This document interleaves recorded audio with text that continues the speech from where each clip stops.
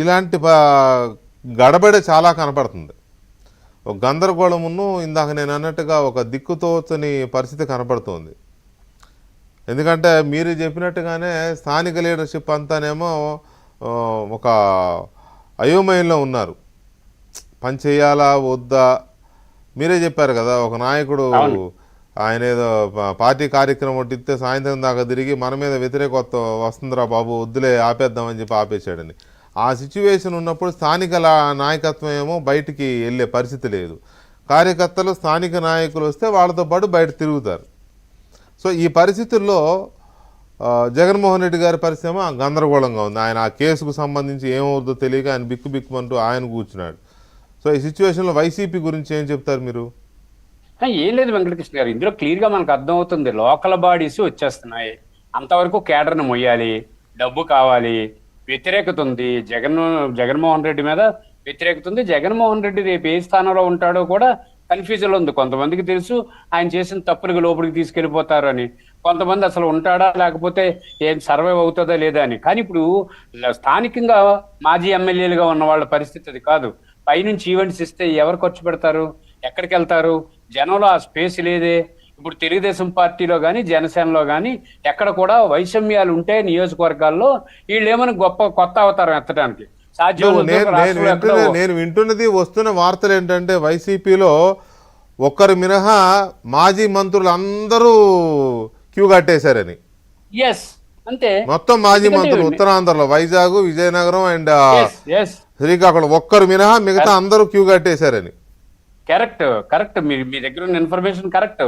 ఇప్పటికే జనం మధ్య కూడా అది చర్చ నడుస్తూ ఉంది. తప్పదు, అనివార్యం. వాళ్ళు సర్వైవల్ కావాలనుకున్నప్పుడు రేపు భవిష్యత్తు క్లియర్గా కనిపిస్తుంది.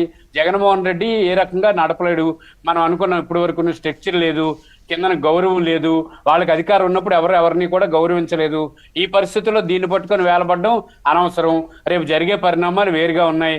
ఈ పరిస్థితిలో పవన్ కళ్యాణ్, బీజేపీ, తెలుగుదేశం పార్టీ సంయుక్తంగా మరొకసారి స్థానిక ఎన్నికల దగ్గర నుంచి తయారై వెళ్ళే పరిస్థితి కనిపిస్తున్నప్పుడు దీన్ని ఆపడం ఎవరి వల్ల కాదు. ఎందుకు మోయాలి దీన్ని? ఎవరు మోస్తారు? ఎలాగ ప్రాణం సాలొస్తుంది కదా. కాబట్టి ఈ ట్రయల్స్ వేసుకున్న కార్యక్రమాలన్నీ ఫెయిల్ అయినాయి. ముఖ్యంగా నేను చెప్తున్నది ఇదే. బాబు షూరిటీ మోసం గ్యారంటీ అని పెట్టుకున్న కార్యక్రమం అట్టర్ ఫ్లాప్ అయింది రాష్ట్ర వ్యాప్తంగా. దీనికి కారణం ఏమిటంటే ప్రజల్లో నిరాసక్తి వచ్చింది. కాబట్టి వీళ్ళు ఉంటారని నేను ఎక్కువ అనుకోవట్లేదు. అలాగని వీళ్ళు ఉండే అంత వీళ్ళకి పాలసీల కోసం పనిచేసే రాజకీయ పార్టీలు కాదు కదండి.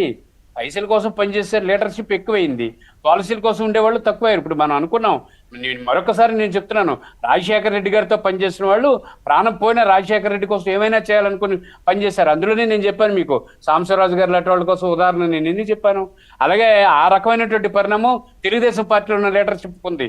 కానీ ఇప్పుడు వైఎస్ఆర్సీపీలో ఉన్న లీడర్షిప్ ఆయన దగ్గర నుంచి ఎంత హింసపడ్డారు అధికారంలో ఉన్నప్పుడు. ఆయన అపాయింట్మెంట్ లేకుండా అన్నారు.